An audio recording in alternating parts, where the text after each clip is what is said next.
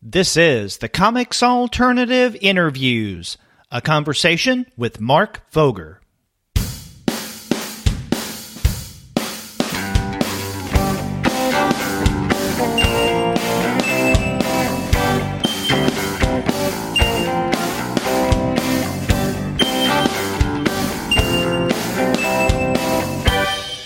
Hello and welcome to another episode of the Comics Alternative Interviews.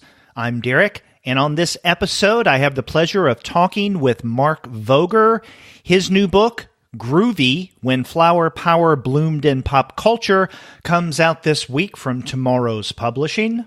But before we get to that conversation, I want to let all of you know that this episode of the Comics Alternative Interviews is brought to you by the great folks at Discount Comic Book Service. Go to their website, dcbservice.com, for all of your comics pre-ordering needs. There, you're going to find all DC, Marvel, Image, and Dark Horse titles at 40% off of the cover price if you pre-order. For all of the other publishers, you can find that those discounts are going to be anywhere from 20 to 35% off the cover price. And every single month, you're going to find some unbelievable specials. Sometimes those specials will be at 45% off the cover price. Sometimes 50% off of the cover. But every now and again, you can find discounts that go higher than that. And one of the things that we really enjoy on the Comics Alternative is DCB Services bundles. And this month they have bundles from Valiant, Marvel, and a whole slew from DC. So for instance, you can get new miniseries bundle from DC, as well as DC Kids bundle, the DC New Age of Heroes bundle, and they actually have several Rebirth bundles, and you can get those for 50% off of the cover price. It's always better when you bundle at Discount Comic Book Service. Their website is dcbservice.com. You gotta go there for all of your comics pre-ordering needs. And after you do get your titles there, please be sure to send them an email and tell them that the two guys with PhDs sent you. I had a really nice time talking with Mark Voger. He has a new book coming out this week called Groovy, When Flower Power Bloomed in Pop Culture. And it concerns, I guess, what you could call groovy culture from the mid-1960s into the early 1970s. But as you'll hear in our conversation, one of the things that Mark does is try to go back and look at the earlier roots of what eventually became this kind of groovy mindset in pop culture.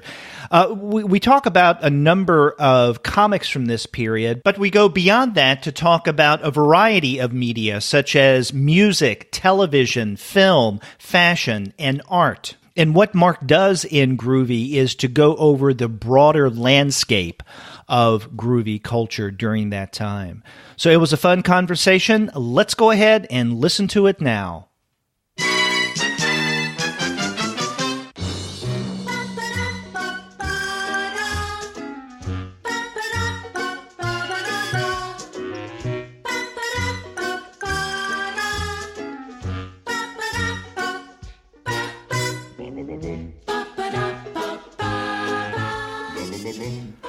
I am talking with Mark Voger. His new book, Groovy, When Flower Power Bloomed in Pop Culture, comes out from TwoMorrows Publishing tomorrow, in fact, November 15th. Mark, welcome to the Comics Alternative. Derek, thank you for having me. I'm psyched. Well, I think psych is a useful word in light of the topic of your book, Groovy, When Flower Power Bloomed in Pop Culture. And as a way of, let's say, getting the ball rolling here, in a nutshell, what is Groovy? Well, first of all, thanks for your interest and thanks for having me on, Derek. Groovy is it's chiefly a book about how groovy culture, psychedelia, and just crazy music and dances and fashions affected the culture. How there was a back and forth between the politics of the time and the art that was being created, and sort of where it came from. There's a timeline at the beginning that has quick little bits of the term groovy was coined by jazz musicians musicians in the 20s. We stole so much from those guys. And, LSD was developed in the 30s, and the kaleidoscope was developed in the 19th century. So all the little precedents, all the little harbingers, but it really came together first from music is my theory. I thought that first when groups like the Beatles and the Stones first started experimenting with hallucinogens, and then it started to affect their music, and then it started to affect their fashions, like the things that our heroes, the Beatles and the Stones, would wear, and then kids in suburban America would see what the Beatles were wearing, whether or not they partook in hallucinogens, and start kind of imitating their heroes, and the music got trippier and trippier or groovier, and then it started affecting like so many other things, because as you know, marketeers, if they sense a dollar can be made, so there were groovy TV shows, groovy movies, art, of course, the posters from San Francisco, and and even comic books, and I know we'll be talking about that, but it just went on and on. It kind of hit its crescendo in the early 70s, but you still see it around here and there. You mentioned the effect that the groovy culture, broadly speaking, had on suburban culture. One of the things that I appreciate about your book is, definitely that timeline. I think that was very useful, that you started off by including that timeline. But then right before that, your introduction, you explain in this intro your own experiences with groovy culture. And, you grew up in the suburbs in New Jersey, and you write about, I guess, a brush with fame where you go to, what is it, Echelon Mall to meet Tiny Tim? Yes, well, it was the Morristown Mall, to meet Tiny Tim, which is, one South Jersey mall is just like another. They were interchangeable in those days, but I can tell you the exact date. That was June 7th, 1969, when I was 11. And the reason I know the date is because Tiny Tim autographed my copy of his book that he was hawking at the time, and he was nice enough to put the date down, so I have that fixed, But I was 11. I was a kid. I liked Tiny Tim from laughing. He made me laugh. I thought I liked his stance as a totally unique human being. And my mom pulled up in front of the mall just as his town car was pulling up. So he was getting out of his car, and I just ran after him. And he looked like he was about 7 feet tall. And this was like prime Tiny, 1969. So he had, the very pale complexion and the long straggly hair. He had a cape on, even though it was the summertime. And, I got his autograph, and I drew a little picture of him. And Derek, one funny thing is that I actually, in my first draft up for the Groovy cover, I had Tiny Tim as my central image. I thought, this will make people go, what? And it'll be intriguing. And then almost everybody who looked at it said, no, this isn't going to sell books. So I was rescued from that thought. And you devote quite a bit of time to Tiny Tim in the television section of the book. I think this comes right after your comments and memorabilia on Laugh-In, because Tiny Tim, basically was debuted to America through Laugh-In. And then you write about him and include some Tiny Tim memorabilia, and I really appreciate that. And not only when it comes to Tiny Tim, but the way that the book is structured. This is, I think, what a lot of readers find in TwoMorrows texts like this, in that they're really neatly organized and beautifully designed. Not only in terms of how the text is laid out, but how it's interspersed with images. Sometimes pages are, if not image only, then definitely image heavy, and there's quite a bit of that in Groovy. Well, thank you, Derek. From your lips to God's ears. But I designed the book as well. Yeah, I know. I designed the book as well. Superstar, so, yeah. Yeah. So so that's exactly what I was going for, and the way to structure something like that is a challenge, because you want the thing to kind of be, since you're covering an era, you want it to kind of be chronological, but it doesn't always. There's no one size fits all approach. It doesn't always go like cleanly chronological. So you want so you do themes, and then sometimes you double back on. Like I have a TV section in the middle, but then at the end I go for the kind of post psychedelia, Brady Bunch, Partridge Family, Saturday morning puffin stuff kind of stuff. So that is the challenge and the fun of it too. It's like a puzzle putting something like that together. And you want to in design you want it to be inviting, but it also has to be a reading experience. And I've done that all my career. I've been in newspapers all my career doing that kind of work. So this is just fun. It's like I said, it's a fun puzzle. Yeah, and you mentioned the thematic approach. So you cover, as we've mentioned, music, but you even break that up. You make a differentiation between top 40 or singles musical acts and then album bands. There's a section, a couple on television, the one that you mentioned that's about in the middle of the book, and then the kind of post-groovy family fare stuff of the Partridge Family Saturday morning cartoons, a section on film, a section on art, where and we can talk about this, write quite a bit about comics from this era, the Summer of Love, festivals, a particular section that I find interesting on Messiahs, since Jesus Christ Superstar was such a central part of this era. And it really is approachable. It gives a good overview of this. I don't know if you want to call it a movement or a tendency, but maybe a more appropriate word would be one that you use, flowering of this sensibility in the late 60s into the early 1970s. Well, thank you, Derek. And and I really do think it was a flowering. Like where I first used that term is when we were talking earlier about the Beatles. When the Beatles first came to America, they were like mop tops. They were just they were doing pop. All their songs were about kind of top 40 topics, like I Want to Hold Your Hand, and then they got more serious, and then their sound flowered, literally and figuratively. Well, I guess not literally, but yeah, and then. The misused word, and yes, like there is. You mentioned the distinction between the top 40 and the album bands. That's something that a lot of people think actually happened during that decade. Like Tommy James of the Shondells says that in the year 1968, in the space of 6 months, this is his point of view, the music market suddenly turned from the singles market, which it had always been, or it had been for years, and then suddenly it became an album market. So it became more important to put out an album that was a cohesive listening experience, didn't have any clunkers on it, and that's the way you thought of things. You didn't think of them as singles, and it was not coincidentally. People's radio listening habits also changed.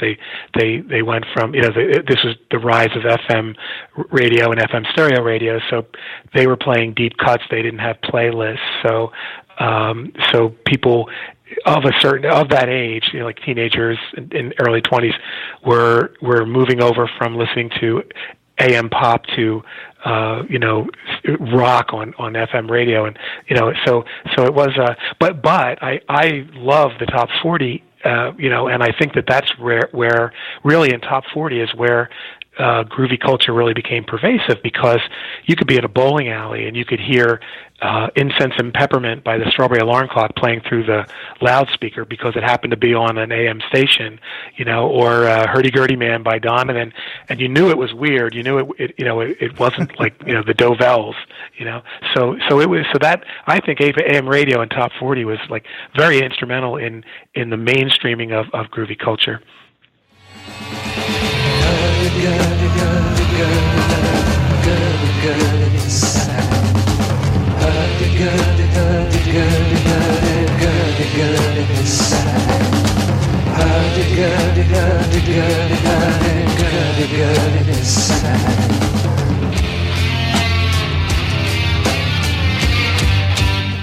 Yeah, interesting also in making this distinction as you do between, let's say, the top 40 and the album emphasis is your comments on the Zombies, that they would have been one of the singles or top 40 acts if it weren't for Odyssey and Oracle.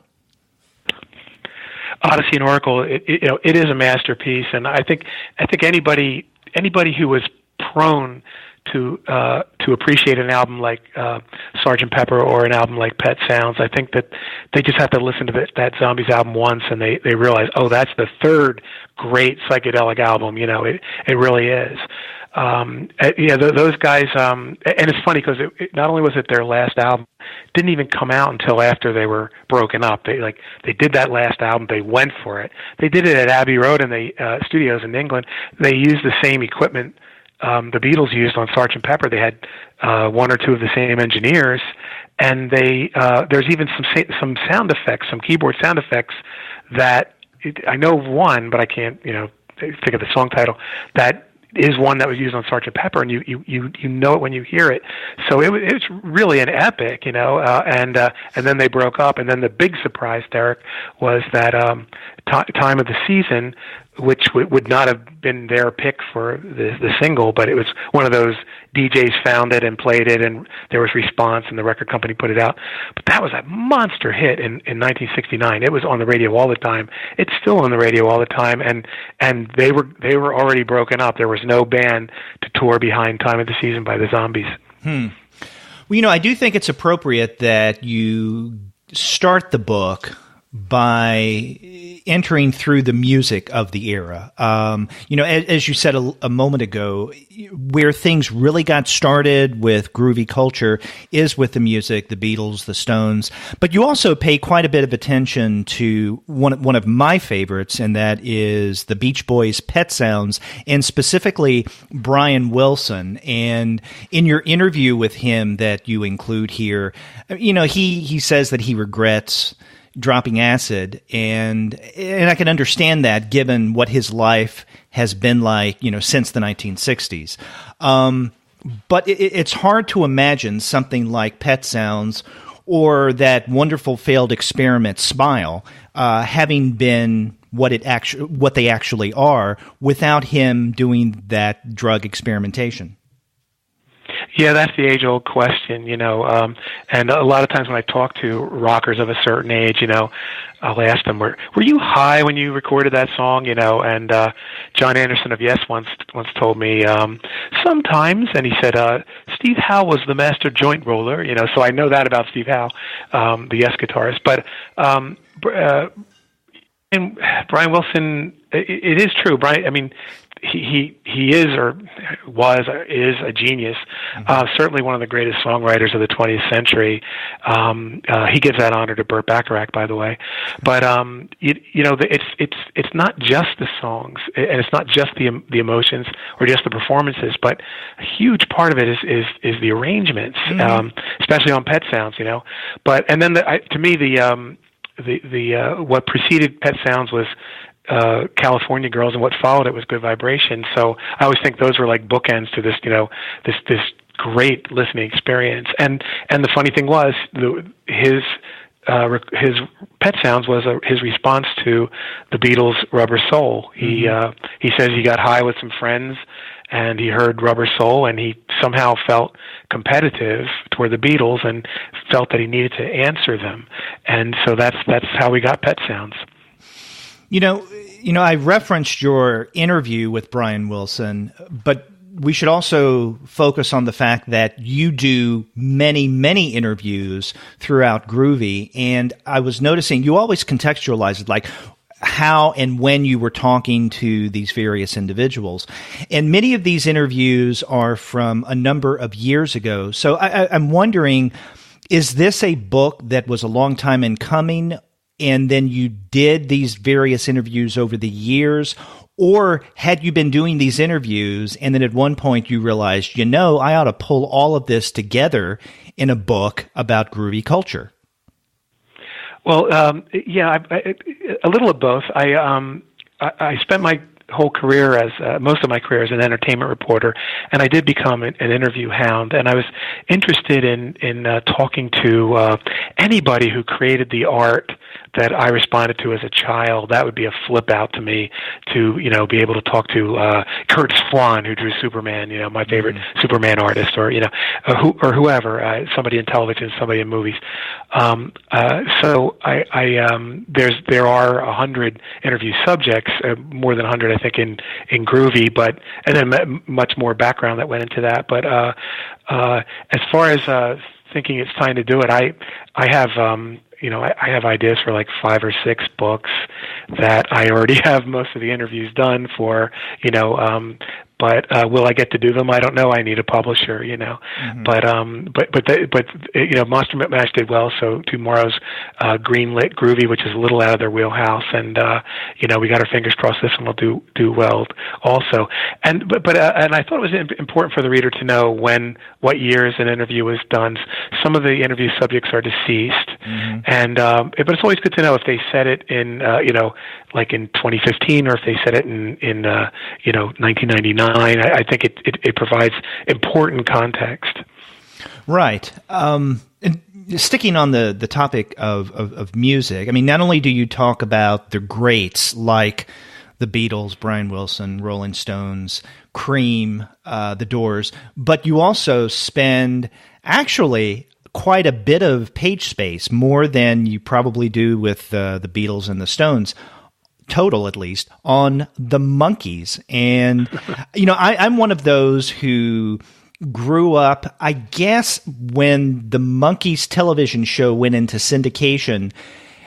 I was too young to see it, or at least to appreciate it, when it was originally aired in primetime.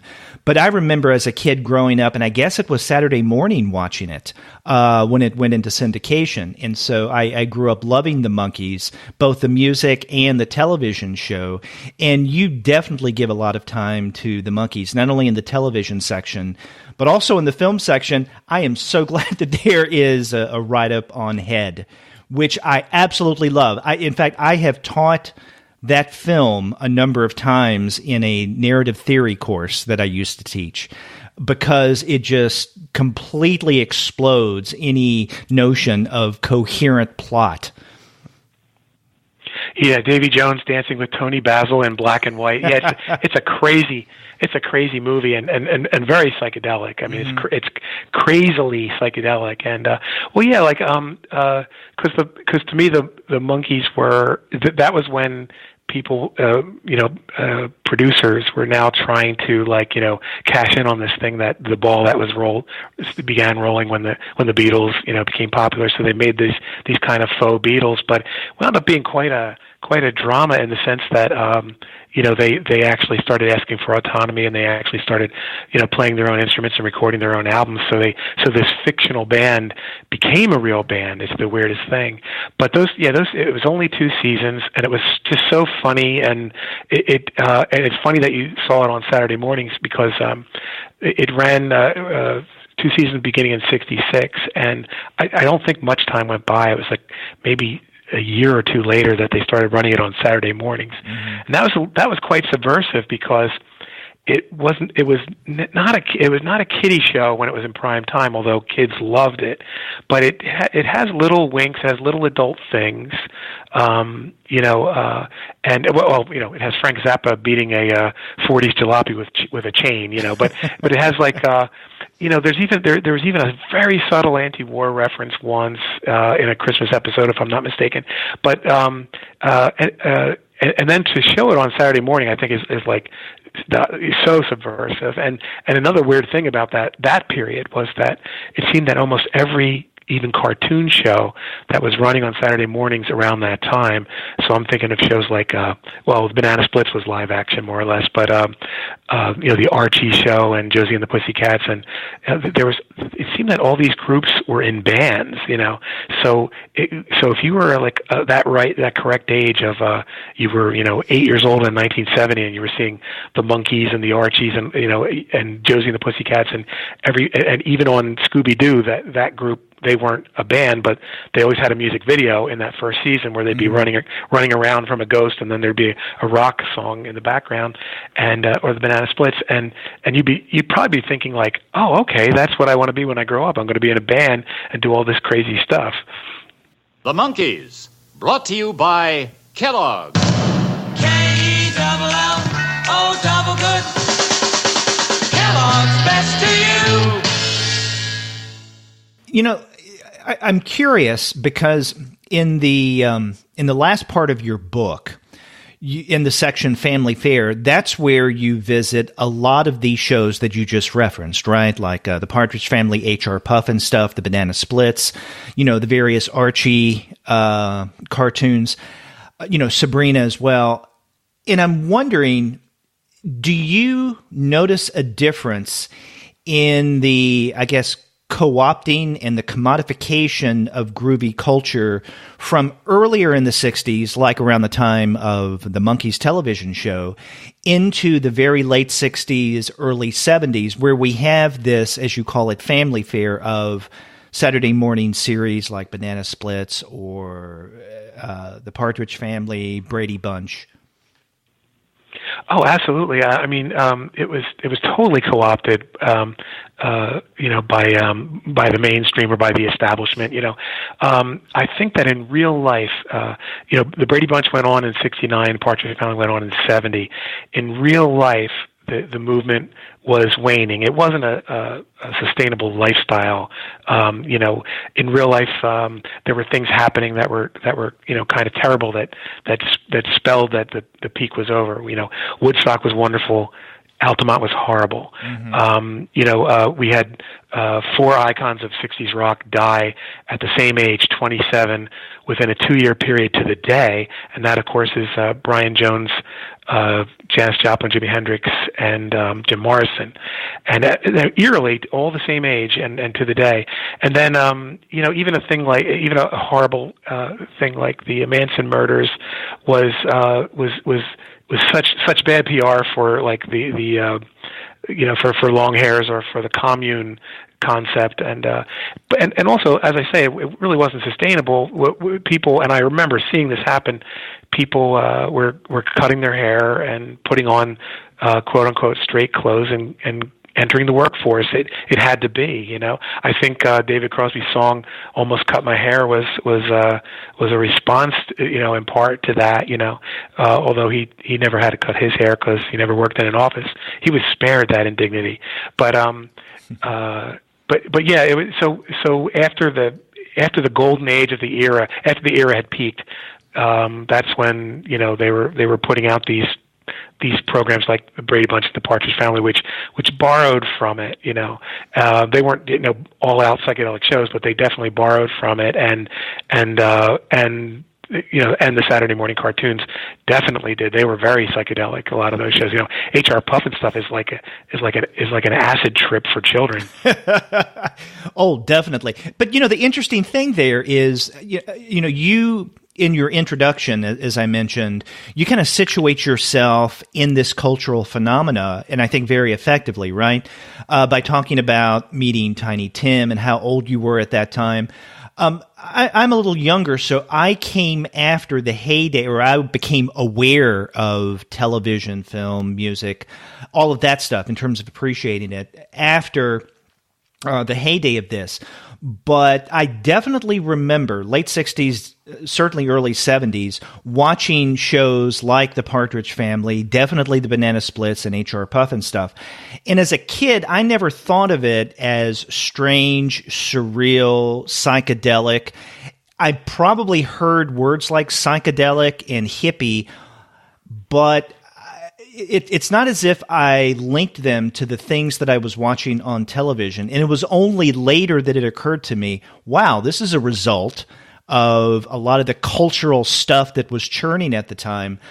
And another thing that kind of brought this home to me is last year when I was teaching at University of Texas at Dallas, in one of my classes that had multimedia capability, so I could bring up the internet, at the snap of a finger.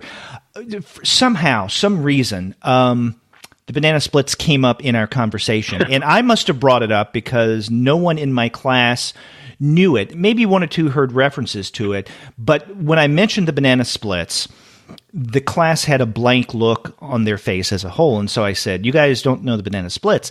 So I pulled up YouTube and I showed them an opening of one of the banana split shows.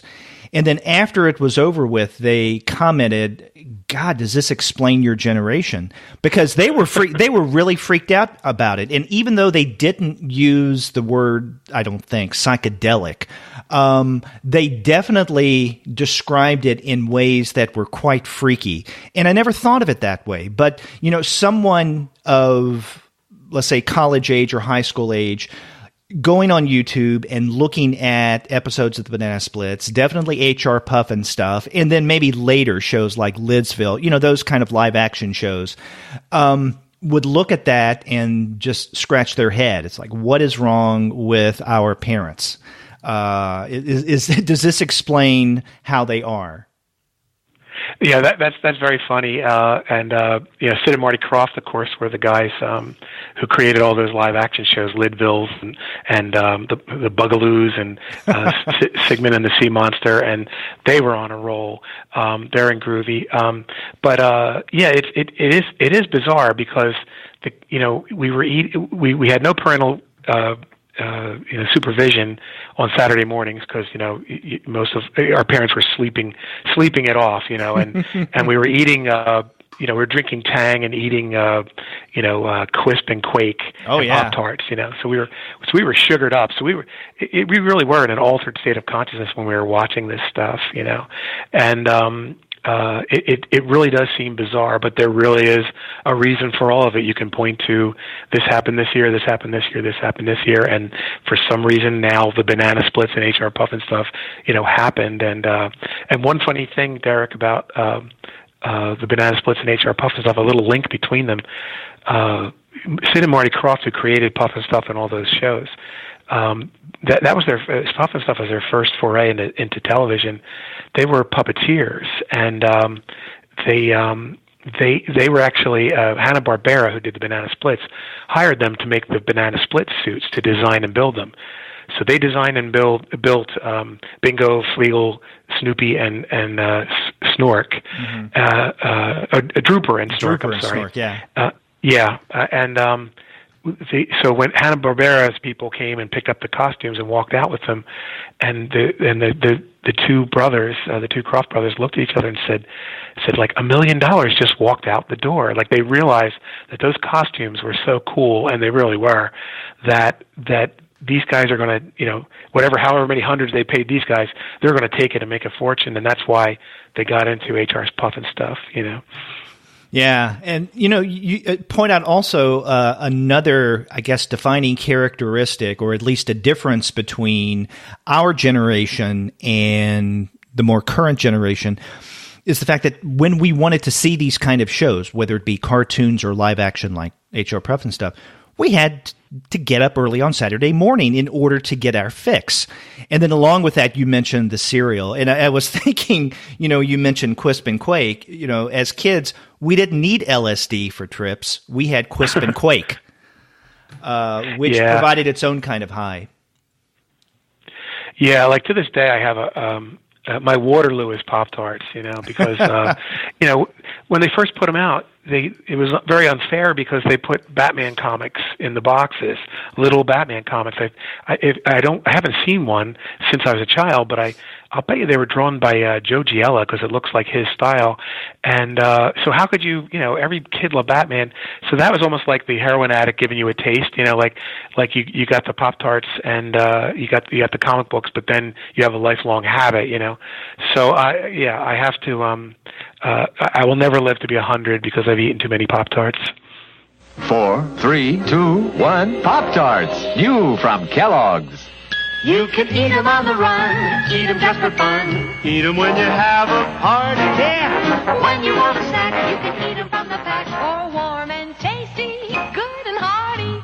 You mentioned comic books, and since this is the Comics Alternative Podcast, let's talk about the art section of Groovy, which is where you spend quite a bit of time discussing a variety of comics. And I think, to your credit, you don't only focus on the underground stuff. I mean, you spend quite a number of pages discussing, Robert Crumb and a variety of others in terms of the underground comics movement.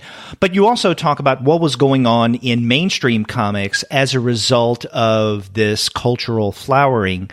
I guess starting off with the new Wonder Woman, which I think is quite appropriate. The Mike Sekowsky Wonder Woman, and I mean, I still think the world needs to catch up with that. I mean, that was just it was just so glorious to me, and it's just Mike Sekowsky, of course, was the founding artist of the Justice League of America, and we have a new Justice League movie coming out any day now, and so he took Wonder Woman and he took away her powers. Now, there had always been reboots of superheroes. The Silver Age was all about, a new Flash, a new Green Lantern, a new Hawkman.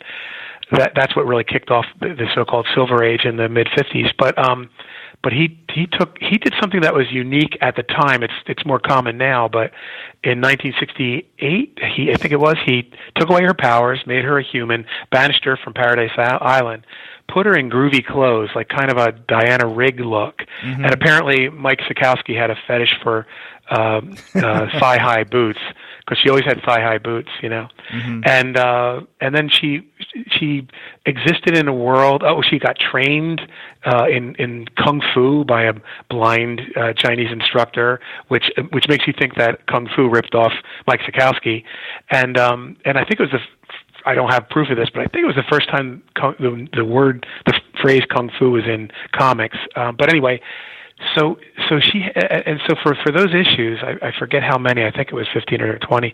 She was fighting bad guys, but she was hanging out with beautiful people, and she's hanging out in psychedelic nightclubs or boutiques. I think she even ran a boutique, or bikers or hippies. She was.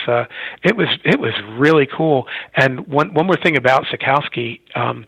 Murphy Anderson, who's a great artist. I know all the old guys. I don't know what's going on now, but he once called Sekowsky a frustrated fashion artist.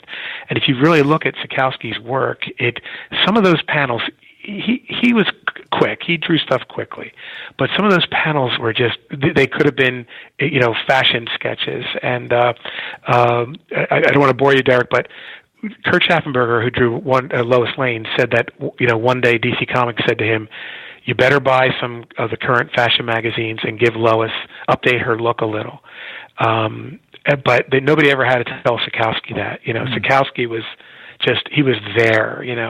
So his work actually, not just Wonder Woman, but Manhunter or not Manhunter, Jason's Quest.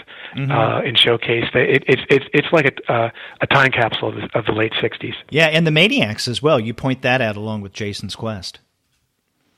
Yeah, the Maniacs was like a little earlier. That was one of my little problems of the puzzle with putting Groovy together was where do you draw the line? Like sometimes stuff is like sort of like op art. Like I don't spend much time at all. I really don't talking about the Batman TV series, which definitely was groovy, but whenever I had to draw the line, I was like, does it lean more towards psychedelic? But yeah, the Maniacs was great. I mean, and Sekowsky just, I just love him. I've been reading a lot of his stuff lately because I've been going back to the JLA, the original Justice League, to do some pieces on that. And I just love the guy. I know he was a speed merchant. I know he was formulaic. I know that you can't get through a Sekowsky stories without one villain pointing their finger straight up.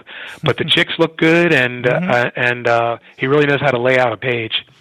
Yeah, and you also spend a little time talking about how some of the old guard in terms of comics, like Jack Kirby, Steve Ditko, tried their hand to greater or lesser degrees of success in trying to engage with this younger, hipper audience. And although you don't spend really much time, except I guess in passing, talking about, let's say, Kirby's Forever People, I mean, you do devote a little more time to Hawk and Dove and how it is very much of its time. Well, yes. Well, there you go. Because artists, some artists were never going to change. The old guard and editors also. And there was a revolution going on in comics in the late '60s. So the emergence of Neil Adams and Jim Steranko happened, and they kind of rejected the campiness that happened after the Adam West Batman, and they were being more serious. Of course, the Green Lantern, Green Arrow thing, that was comics were getting real, but guys like Kirby and Ditko, I think they were always restless. They were always trying new things. A guy like Joe Simon was always had to try to keep his finger on this pulse. I mean, just look at you can't find too many of them, but Sick magazine, which is one of the Mad imitators, that was Joe Simon's baby, and so he was really trying to stay current. He was doing a lot of hippie humor in Sick, although it was the kind of finger wagging like look at these kids today, but he was still trying. He wasn't turning a blind eye to it. And I think what happened was that the old guard at the big two, Disney, DC and Marvel, were kind of behind the times for a long time before it finally slapped them in the face, So somewhere around '68, they really started to try. You didn't see any more Irish Snap lettering, to my dismay, in the house ads. But and the Hawk and the Dove, you're absolutely right. That is of its time. I mean, that was like almost ripped from the headlines, because that came out in 1968 when the hot button issue, the 1968 election, hot button issue was the Vietnam War, and so much turbulence, so much was happening, and the question was like, are you a hawk or are you a dove?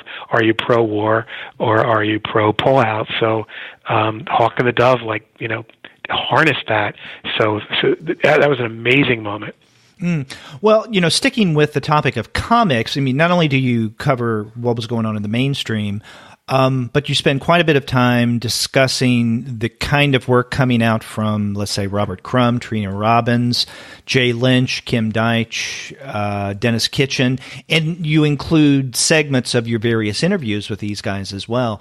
So, I mean, how does your appreciation and research into the underground comics differ from, maybe in a more substantive way, your appreciation of more mainstream material, if at all, if I'm reading this distinction correctly? Well, the research is really, kind of life research of, I read those late '60s books when they were first coming out as a child. And then sometime during my high school years, I fell out of the comic book habit. But I wasn't reading the undergrounds as they were coming out, but I was lucky enough, my college roommate in college, had a very good collection of the undergrounds, and of course I knew Crumb because you couldn't avoid seeing the Stoned Again poster or the Keep on Trucking, or you kind of knew that about Fritz the Cat, but I didn't really know what a genius he was until I read all of my college roommates' comics, and he Crumb is definitely a genius, and that movement was just wild because these guys were absolutely not censoring themselves in any way. They, the way the books were distributed was itself underground. They just went to head shops and they were sold in little iffy bookstores or urban cafes, like places where you wouldn't find them in a department store chain, obviously, and they didn't have any advertising, so it was just coming straight out of somebody's id right onto the page. And Crumb in particular, I mean, he used to draw when he was tripping, so you can tell the stuff that he did back then, and of course he is an easy target for criticism because there's a lot of stuff that that is perceived as racist and sexist, and rightly so. Except for I always defend him because I always say he was drawing stuff that was in his head, not necessarily saying this is the character Angel Flew McSpade. He's not saying this is the way I view black women, but he was just drawing stuff that was in his head from stuff that he was fed all his life, because those kind of racist images are in comics. The ebony character from The Spirit, is really a terrible stereotype. So and there's a lot of them back there, in subtle ways. So anyway, he was drawing all that stuff. He was getting it out, and I think to this day, I think he's a great artist beyond even his medium. I think he's just like one of the great artists. And he's still amazing. He still looks fantastic. His work. Yeah. He doesn't. Yeah, yeah. A moment ago you mentioned something about Neil Adams taking Batman and trying to move him away from the campiness of the 1960s television show. And I wanted to ask you what you thought of as the potential crossroads of groovy culture and camp. I had the pleasure earlier this year of doing an interview with Michael Urie, who came out with that book, Hero a Go-Go from TwoMorrows, about camp culture. What kind of intermingling of camp and groovy do you see, if any? And how was it a challenge not to include more overt campiness in this book, Groovy? Oh, well, definitely. Definitely there was so much in, like, let's say the Batman series, and that's really where, even that concept of camp really became popularized, because that's what everybody always called Batman camp. Mm-hmm. It was so colorful. There were rock bands on Batman. Leslie Gore was one of Catwoman's minions, and she sang a song. And Paul Revere and the Raiders actually performed at the Penguins' inauguration as the mayor of Gotham City one time. And then, like I said, the colors.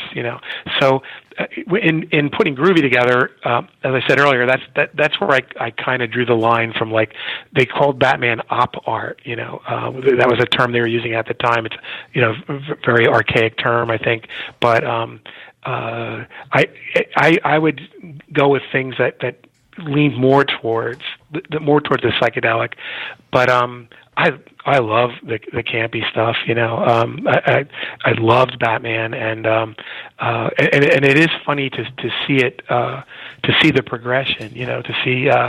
One of the funny things to look for is when you watch old TV shows, when an establishment TV show depicted hippies. It's really hilarious. like Granny one time on the Beverly Hillbillies.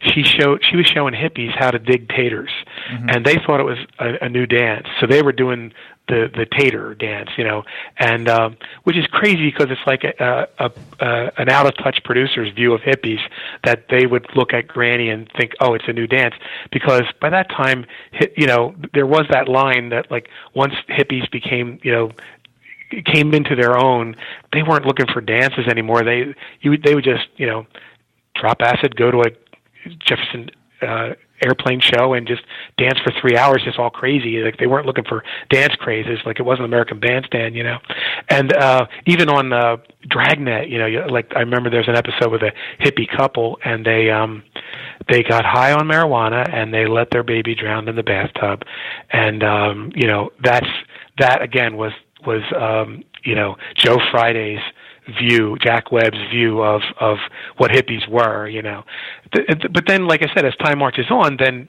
more authentic stuff crept in. So by the time you got to the Mod Squad, mm-hmm. The Mod Squad were definitely, they had a hippie sensibility. Pete, Link, and Julie, they had a hippie sensibility, and they went in, and often they posed as hippies to sort of infiltrate a hippie stronghold of maybe drug dealers. They're going after the bad hippies. That show actually did make a distinction between, hippies who were nice people and hippies who were evil people. So, but that's a fun thing to look at, how the establishment through the years viewed groovy culture. Yeah, you mentioned the Beverly Hillbillies episode and the Dragnet one. And along with that, in your book, you also mention an episode of the Inlaws. That was the title of the series, right? And the Mothers-in-Law. Oh, the Mothers-in-Law. That's right. Sorry, the Mothers-in-Law, yeah. Yeah, that's right. Inlaws was a film. But the Mothers-in-Law, I vaguely remember that as a kid. And after reading that section of your book, a reference to Mothers-in-Law, I went to YouTube and actually found that scene that you describe when, the Seeds are playing a group, and I can't remember the group that they're playing, but they actually play one of their own songs, and you see the two married couples, this older generation making faces and derisive comments. and it is quite funny how pop culture, at least for a time, didn't know what to do with hippies in the youth culture. And what's really funny about that scene, Derek, is that the seeds were playing along. Like they were actually like the clothes that they were wearing and the wigs that they were wearing were not what you would see them in if you went to see them in a club that night. They went in there, and then the TV legend Desi Arnaz probably said, dress them up like hippies, and then they gamely put on the performance, and they gamely let their song be ridiculed, pushing too hard, and so that is really funny. It's really meta, that they took part in this what is really just a derisive look at their culture.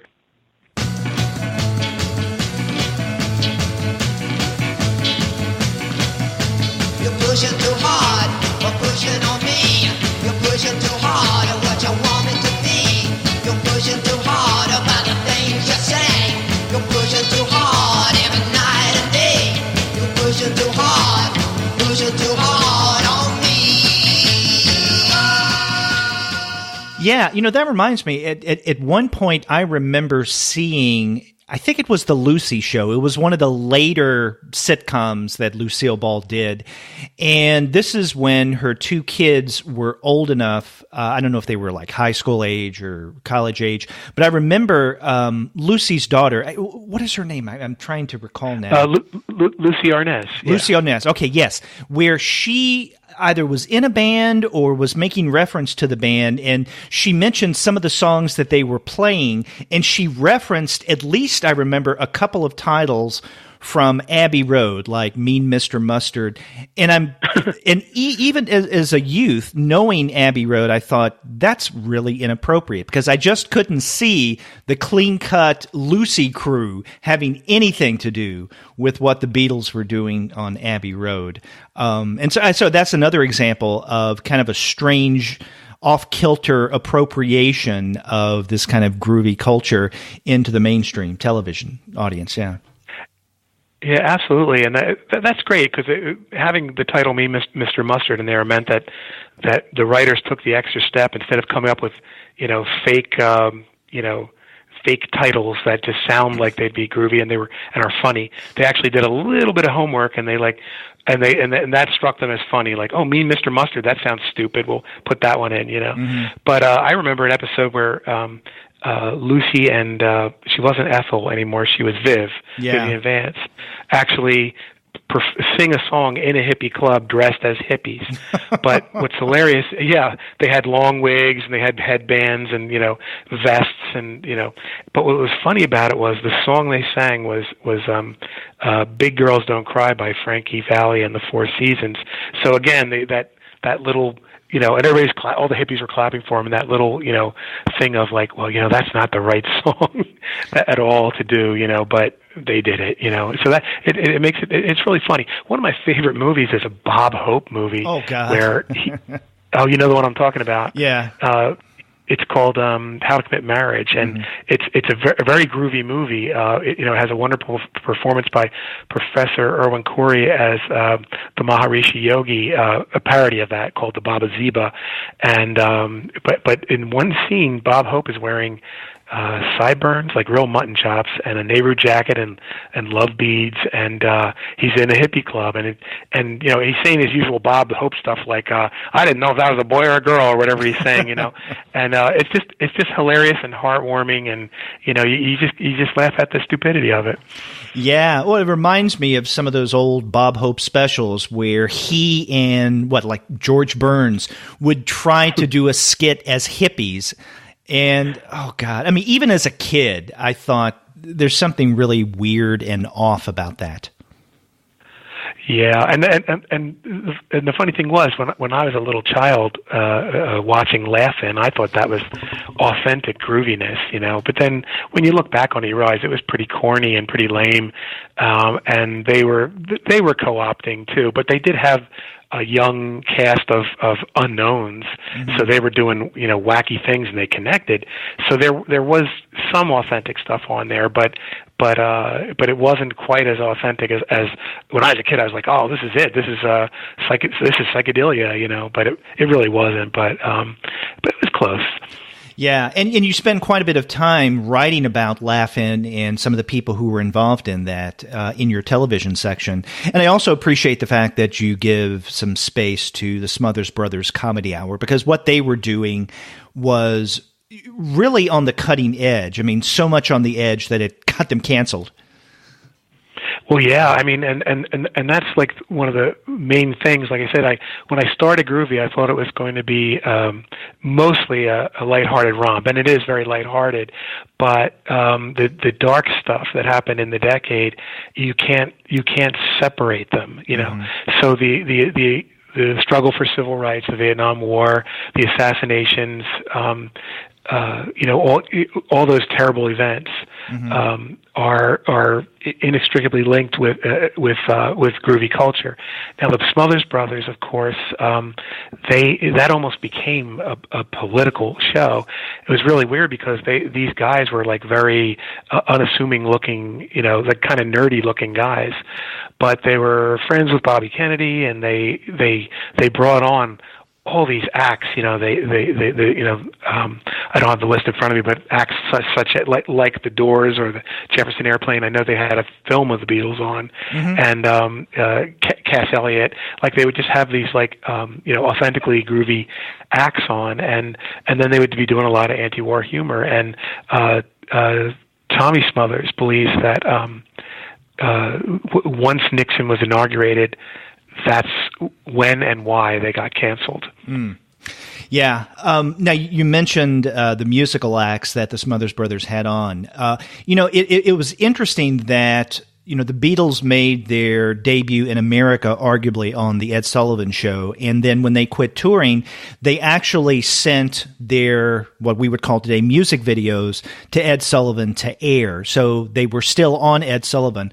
But because of the politics of the time, Ed Sullivan being more conservative, old guard, and Dick and Tommy Smothers being more hip to what was going on at the time, the Beatles made the decision to, instead of sending their videos to Ed Sullivan, letting them debut for American audiences on the Smothers Brothers Comedy Hour. And I think that the videos that you were referring to, Revolution and Hey Jude, in '68. Yeah, and I remember seeing Hey Jude. I mean, that was just wild, And Derek, you told me something I didn't know. I had no idea that they gave first dibs to the Smothers Brothers. But yeah, that was what the Beatles decided to do, because they were so sick of the road. They were sick of playing to this screaming din, and so they just decided, okay, from now on we're going to be studio hermits, and we're going to make videos.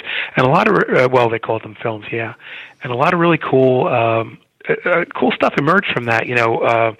I think there's a film they did for Penny Lane, which is like really, really neat, like, so, and yeah, the Hey Jude one is really cool. And I remember seeing that when it first aired, or it felt like it was when it first aired, but, that's what they were doing, Meanwhile, the groups that were coming up were actually going on the shows and performing. And of course they didn't want to lip sync.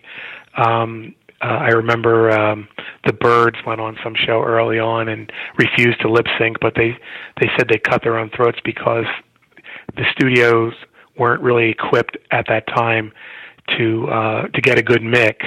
So if they had lip sync, if that's the past tense of lip sync, it would have sounded better. Well, you're an educator, you have to correct me, but it would have sounded better because. It would have been the real mix going through the board as they know it, but they didn't have that down yet. Ed Sullivan, of course, insisted that everybody perform live. Yeah. I do want to say a couple things about your other book that came out in 2015, and that is Monster Mash, The Creepy, Kooky Monster Craze in America between 1957 and 1972. So in what ways does your book that comes out tomorrow, Groovy, how is it like maybe a logical transition from what you did a couple of years ago with Monster Mash? I know that's really funny because, Derek, I work in secrecy. Like, I'm just so private that it took me 14 months to do all the interior pages to finish them, and I didn't tell a soul. And but if somebody asked me what I was working on, I'd say it's definitely a follow-up to Monster Mash, but it's not about monsters. And I do think that they're like the same book. I mean, they this new book, Groovy, is like Monster Mash, but it's about lava lamps and love beads instead of Frankenstein and Dracula. But it's the same approach. It's a very visual approach for both books, and the same approach, like themes and trying to keep the chronology going, and interviews with whoever I could get on those topics. And there's even a little crossover between groovy culture and monster culture now and then. But both of them were labors of love. They're both really fun to work on, and like I said, I hope people find Groovy like they found Monster Mash.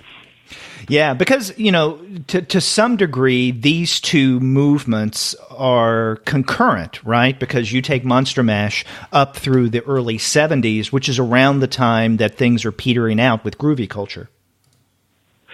Yeah, I didn't want to put hard and fast years in the titles for Groovy.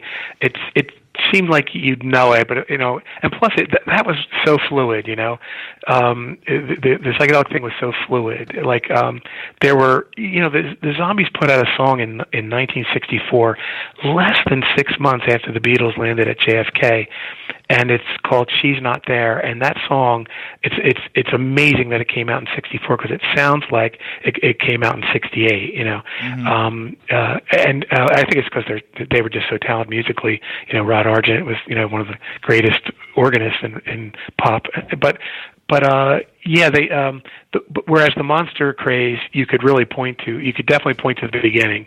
You could definitely say, boom, the Big Bang was 1957 when they first showed all those horror films, Frankenstein, Dracula, the Mummy on television for the first time, and then they got crazy ratings, and then they started bringing out monster models and novelty songs and the Monsters in the Addams Family. So the Big Bang is really easy to point to with the monsters, but with groovy culture, it was little lists of things that happened here and there, but by the time you get to 1967, it's on. Mm-hmm.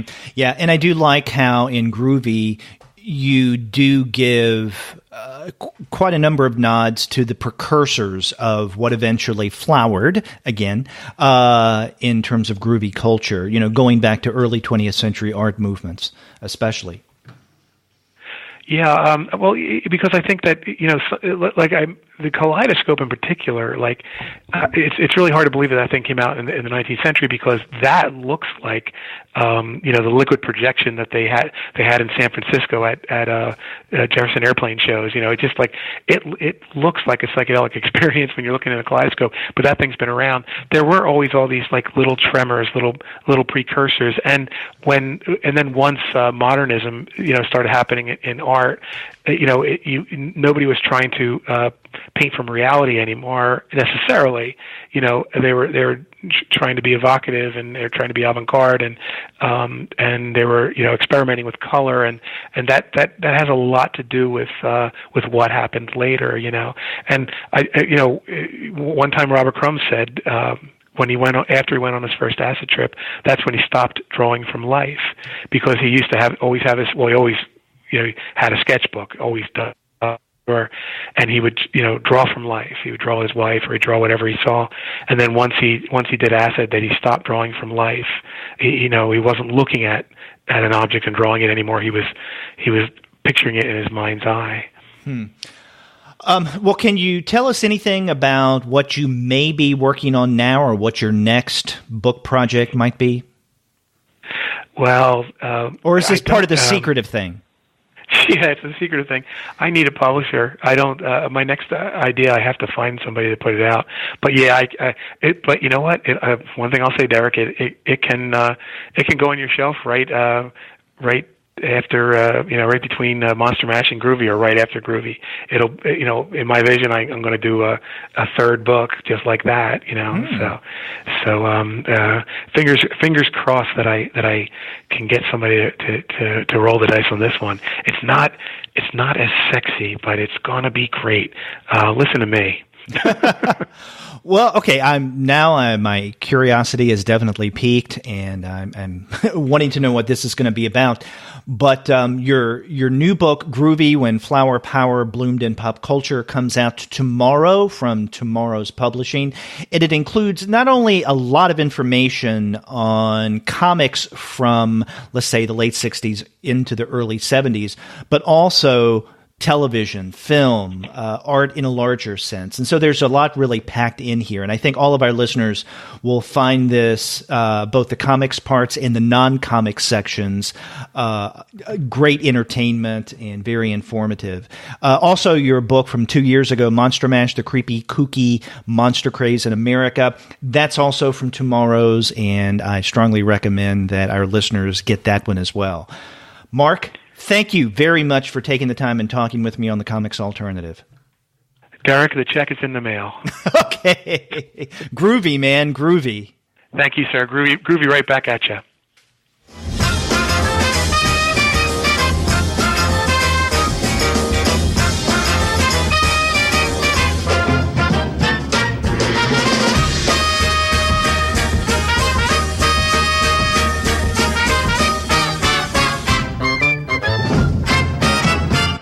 So there you have it, my interview with Mark Voger about his new book, Groovy: When Flower Power Bloomed in Pop Culture. I really enjoyed that conversation in discussing the new book, not only because Groovy is well written and includes a lot of information, but it was a trip down memory lane for me, as I hope it was for Mark and many of you listeners. And if you want to find a copy of Groovy, then head on over to comixalternative.com/Amazon, click on the Amazon banner, and you will be transported to Amazon.com, where you can search for Groovy, and you'll find that you can get it for 36% off of the cover price. And while you're at it, check out Mark's other book, Monster Mash, the Creepy Kooky Monster Craze in America from 1957 to 1972. You can find that on Amazon for 33% off. And if you do click through to Amazon from the Comics Alternative site, not only will you be helping out Mark Voger by getting his books, but you'll also be helping out the Comics Alternative as well. But you can also find great deals at the website of our sponsor for this episode, and that is Discount Comic Book Service. Remember, go to dcbservice.com. They will take care of all of your comics pre-ordering needs and at unbeatable prices.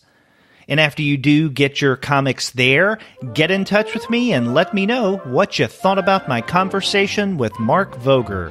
If you go to our website, comixalternative.com, you'll find that you can leave us a voice message online via SpeakPipe. Or you can call us the old-fashioned way by picking up the phone and dialing 415-3-COMICS. That's 415-326-6427. You can also email us. We're 2guys@comixalternative.com, or you can email me directly. I'm Derek@comixalternative.com. And you can find us all over the social media sphere, such as on Twitter, Facebook, Tumblr, Instagram, Google+, Goodreads, Pinterest, YouTube, and Slack. You can subscribe to the podcast through iTunes. You can stream us on Stitcher. You can also find us on TuneIn, on Spotify, on iHeartRadio, and on Google Play Music. But you can find every single one of our podcast episodes, as well as the reviews and comics-related commentary that we post on our blog, simply by going to our website, comixalternative.com. We've got more interviews lined up in the days to come, so be sure to listen up for those. Until then, I'm Derek. Take care.